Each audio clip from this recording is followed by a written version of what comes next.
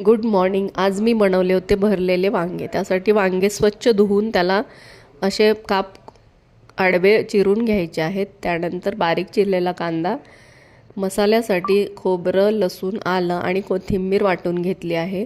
शेंगदाण्याचं कूट माझ्याकडे होतं म्हणून मी ते ॲड केलं 3 चम्मच. त्यानंतर ड्राय पावडरमध्ये तुम्ही आपल्या आवडीनुसार मसाले टाकू शकता, पण हा माझा घरगुती कांदा लसूण मसाला आहे. तो टाकल्यानंतर कोणत्याही मसाल्याची गरज नाही आहे जास्त. सो हे सगळं मिश्रण मी भरून घेतलं आहे वांग्यांमध्ये.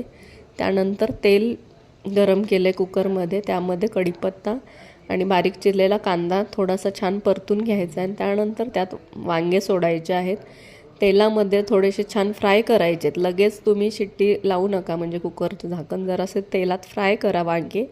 त्याच्यानंतर थोडंसं गरम पाणी मी ॲड केलेलं आहे आणि फक्त एकच शिट्टी काढायची. मस्त अशी भाजी एका शिट्टीत तयार. सबस्क्राईब करा.